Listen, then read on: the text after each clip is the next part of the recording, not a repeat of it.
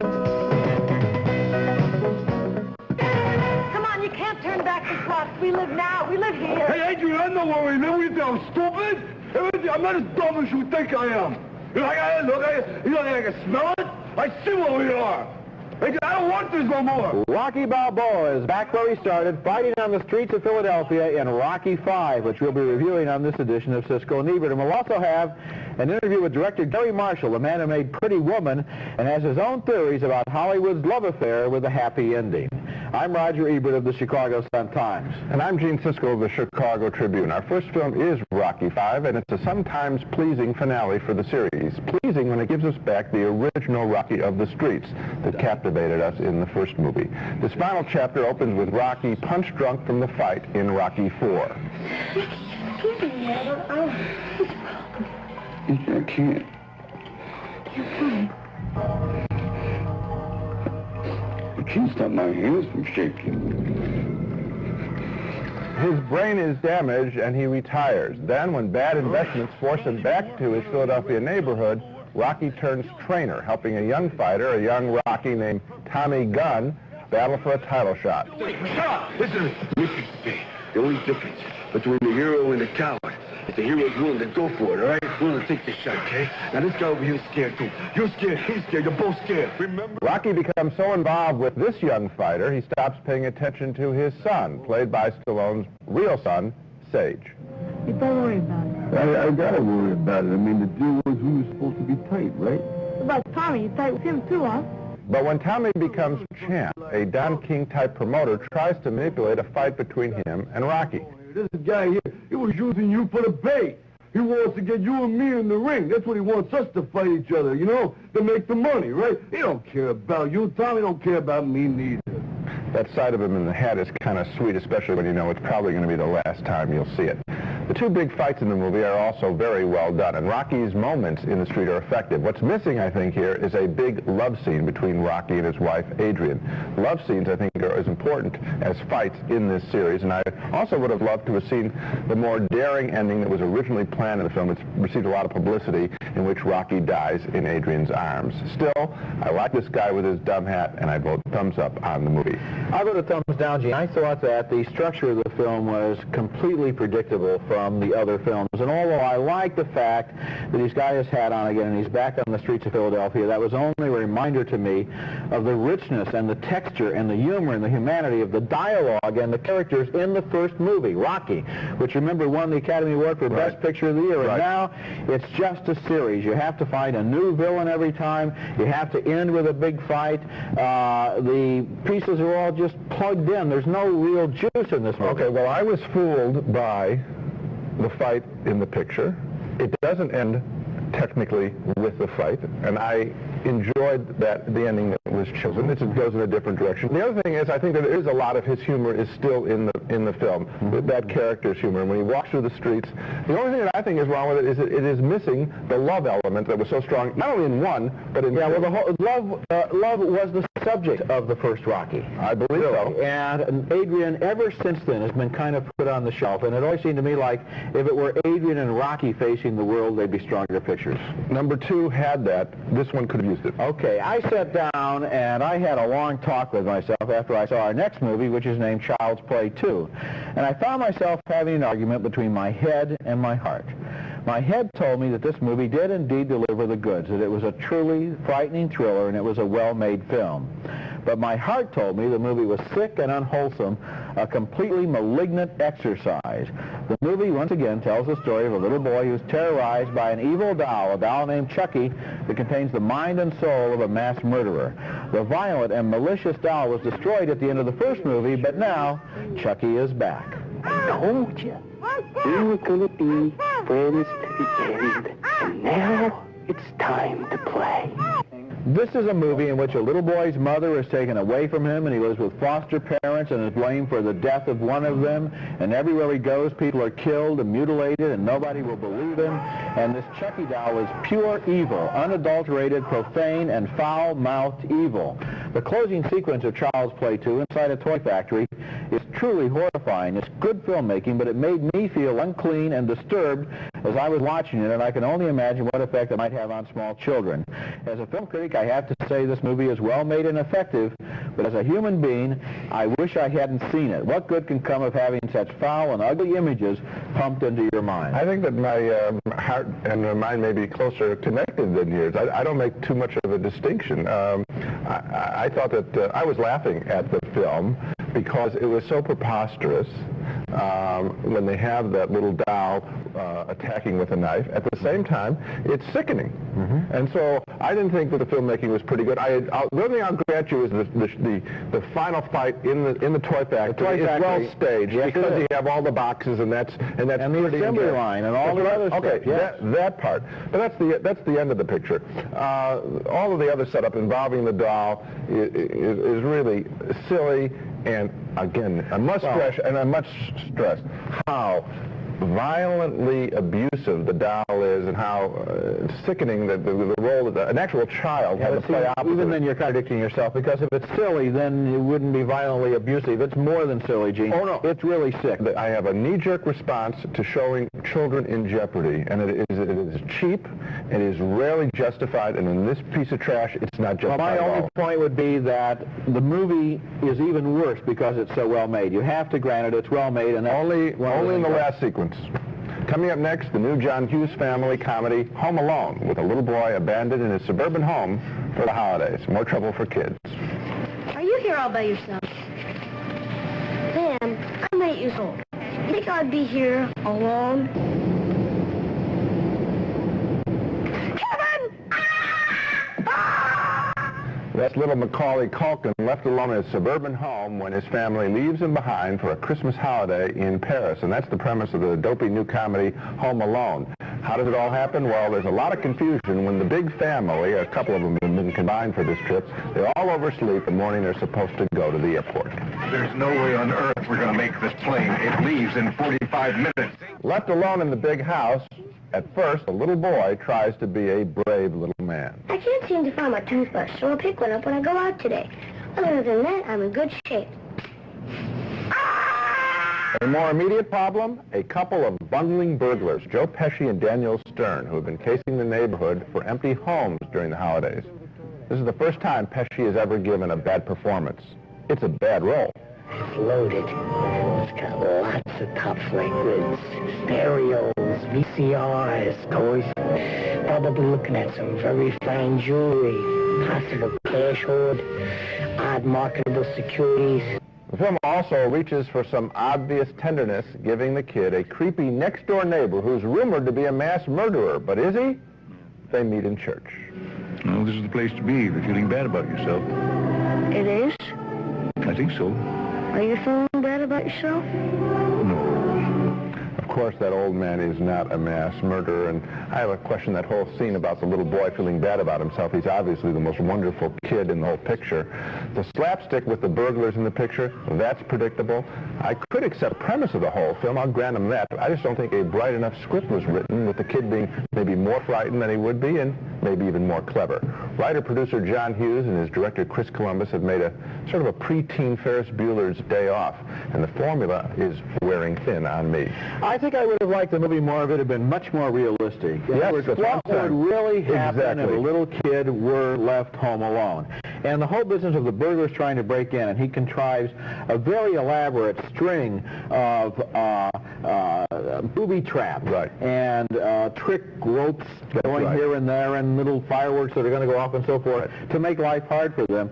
These booby traps are nothing that any 8-year-old kid couldn't make if he had hundreds of thousands of dollars and the special effects department of a movie working for him. It's totally unrealistic. And because it goes into that weird subplot involving the burglars and the booby traps and so forth, it lost my interest. What would happen if an 8-year-old really were left home alone for 3 days? That would be a good movie. And I was all excited because that, of course, was one of my, and I'm sure everyone else's big fears. When when your parents go out the first time and there's no babysitter, That is a big moment in every kid's life, and I thought this movie was going to tap into it, and instead we get slapstick and we get a phony thing with a mass murder. Coming up later in the program, Pretty Woman is now one of the biggest hits of 1990, but the original draft of that screenplay about a young woman who wants to write an essay about what happened in her town during the Nazi era. To her confusion, she finds that nobody wants her to stir up those old memories from the past. The heroine, named Sonia, was always a little advanced for her age, and as a schoolgirl, she fell in love with her teacher, who later returns to the town, and they're married. But as Sonia's investigation continues, the mood of the town turns ugly. The town officials don't want her to go poking around, and they try to frustrate her research in the local archives. Die Zumtobelakten. Die sind ausgelegt. Bis wann? 6 bis 8 Wochen. One of the key scenes in the movie reveals that a local clergyman, out as a resistance fighter, was actually responsible for anti-Semitic acts during the 1930s. Nur wegen dem Herrn Pater Brummel habe ich den Namen nicht sagen wollen. Der Pater Brummel hat auf ihre Trauung die Orgel gespielt. Sie sollten sich schämen. The Nasty Girl uses a strange style to tell its story. It contains painful and controversial subject matter, but the filmmaker, Michael Verhoeven, has it all narrated in a conversational, detached style by the heroine. We see her standing on the walls of monuments of her town and describing events as if they were happening in some kind of fable. And this distancing effect is fashionable right now, I know, as a way of creating an ironic space between a movie and its subject matter, but the story contained in The Nasty Girl is potentially so strong that I think the most effective style would have been straightforward realism. Here's a movie that gets in the way of its own message. You know, I think if that movie had been made in the more traditional way that you're talking about, I think then we could have said, oh, come on, we've seen that story before. We know the German people, or many of them, have tried to hide past involvements. What are we learning here new? I think what this director does is use a little humor, takes a more realistic situation, just like you were talking about in the last picture, oddly enough, Home Alone, where here's a girl, a real person. She's got some problems. She also has a sense of humor about the thing. She's trying to, actually, she's trying to succeed in her little craft. She sort of stumbles upon this little secret. It's not her sole search. This is not a heavy-handed film. I thought that approach was fresh. This movie doesn't give you an emotional payoff. It doesn't generate anger. It doesn't generate indignation. It's an exercise in style. It's not an indignant movie in a direct way. I think you can feel the anger real quickly when you're taken in surprise and see what's being withheld from her. I felt that. Coming up next, in honor of Rocky V's reconfigured upbeat ending, we're going to talk with the director of Pretty Woman, another happy ending movie about how this script's ending was changed too. And that happier ending given to Rocky V. Sylvester Stallone originally wanted Rocky to die, and he wrote his original script that way, but the studio said, no, everyone wants to have a good time at the movies. You don't kill legends. But all too often, I think Hollywood filmmakers confuse a good time with a happy ending. I prefer what I call life goes on endings every once in a while, maybe more than every once in a while. Endings where some problems may be resolved, but not all of them. An ending like in one of my most favorite movies. Was it in the nature of a serious offense? For example, was it in the nature of a felony or a misdemeanor? Well, it was in the nature of shoplifting. In The Last Detail, for example, Jack Nicholson and Otis Young, playing two career sailors, take a young sailor, Randy Quaid, to prison. Now, a conventional happy ending would have had the kid escape at the end, but instead he does go to jail. And as the movie ends, Nicholson and Young walk off their separate ways as a black and white man. I don't know. Stop up in Baltimore, maybe? You? Back to New York, I guess. It's a hard, realistic, open-ended ending that makes the film linger in the mind. A happy ending would have made it just another fairy tale. Speaking of fairy tales, Pretty Woman is the most successful fairy tale this year at the box office. The original script, however, did not call for a happy ending between hooker Julia Roberts and businessman Richard Gere. In the original story, she was drug addicted at the end, and he left her. I asked the film's director, Gary Marshall, to defend his happy ending. I'm the kind of guy that likes endings that are undecided. Life goes on. Are you? I'm the kind of guy that likes a happy ending. I like a more positive ending, but it doesn't wrap everything else up. It just is more, I like to end with hope and with a certain positiveness Would Pretty Woman have been a better film? A film that would last longer in public consciousness and people would be studying it and treasuring it 100 years from now if the ending had been more lifelike, more uncertain?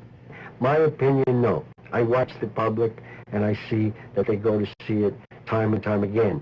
Are you aware of the ending of Casablanca? Well, Casablanca made me feel good because they had as many endings as I did, and they reshot it a few times. At the end, they did get together, and the audience said, we don't like that, or somebody said. And then they said, okay, and he walked off, and he walked away. She took off, and he walked away. Unrequited love. Bye, Rick.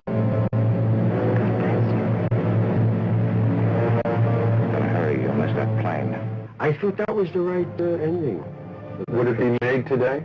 Depends on the actors in it. Certain actors, I would say Jack Nicholson, Meryl Streep, it would be made just like that today. Maybe Julia Roberts and Mel Gibson, it wouldn't be made that way. Marshall also believes that the conditions present in the 1990s call for more happy endings than in years past. To be very serious, the fact that society now, it's dangerous to make love in society today. So we're back to monogamy, where you have one girl, you get married, marriage is back. Falling in love is back, because if you don't, you could die. So this is a good reason to fall today, because you could get in trouble and die from whatever's going on out there. This is a part, I think, of why romance and a positive mood, maybe, at least in the romantic area, is prevailing around the country. I don't think a fear of age is the reason why people are suddenly interested in romantic movies. I think they'll always want them if they're well done. But I do prefer challenging endings. If Rocky had died at the end of Rocky V, that would have been a great, memorable moment. I mean, the audacity to kill him off. With Pretty Woman, well, the ending is fine if you believe in fairy tales with prostitutes. A lot of people don't. My bias, however, is for the up-in-the-air ending of a kind of a movie like The Fabulous Baker Boys. It was exciting when you didn't know whether Michelle Pfeiffer and Jeff Bridges were going to get together. I had something to think about when I'm walking up the aisle. But then, of course, I'm not in the business of wanting to see pictures that make money. I want to see a film that I can talk about after I leave the theater, and a happy ending doesn't always provide that. In fact, it pretty much kills the movie is all over when the happy ending is there, and then you go out, and it's not even really a happy ending. Now, I think Casablanca has a happier ending than Pretty Woman, because at the end of Casablanca, it's real complex. These people have to decide between their selfish love interest and the good of Western democracy and freedom. And I think that if Ingrid Bergman hadn't gotten on that plane, we wouldn't have been able to like either her or Humphrey Bogart. So, in a way, a conventional happy ending where they jump into each other's arms isn't happy enough. It's got to be an ending that actually causes us to think about things, like you're saying. I think the most fascinating thing is what he said is how if the film Casablanca were cast today differently. Okay, Streep and Nicholson, yes, they're mature. But Robertson, he says Mel Gibson, I think he's right. They would have gotten together. And there's something, it's like they're kids. Like today's movie stars are kids. Well, just wait until they remake Casablanca on television. They'll give you a nice dumb ending for it, I'm sure. Before she was a pretty woman, however, Julia Roberts was a very smart teenage girl. And we're going to review her first big movie break when we come back. Woman, and it made a star out of Julia Roberts. But look at this scene. This is the same Julia Roberts 2 years ago in a charming human comedy named Mystic Pizza, which shows her same star quality. She plays one of three close friends who are working in a pizza parlor in the last summer before they go to college, and the movie tells the story of her first uncertain steps into the world of grown-up romance. But the movie also showcases two other very big talents, Annabeth Gish and Lily Taylor, as her best friends. Mystic Pizza is wonderfully entertaining, and I recommend that you rent it. Now let's take another look at the movies we reviewed on the show. We had a split decision on Rocky V. Gene was surprised and excited by the big fight, but I found the movie too predictable. 2 thumbs down for the gruesome and sick thriller Child's Play 2, which uses a kid for target practice. 2 more thumbs down for Home Alone, which might have been more realistic. And another split decision on The Nasty Girl, where we disagreed on the effectiveness of having the heroine tell her own story. Well, so you didn't like anything this week. Rocky V, I think it's more than just a fight. I enjoyed the humor of the picture. I enjoyed seeing him in the street. I enjoyed one discussion he has with his kid. It's a good film. Well, if I were going to recommend a movie this week, I would recommend Dances with Wolves from last week's show. Well, that's a better film. That's it for this week. Next time we'll review the sequel Three Men and a Little Lady, featuring the same cast of bachelors, and also the drama Mr. and Mrs. Bridge, starring another Mr. and Mrs. Paul.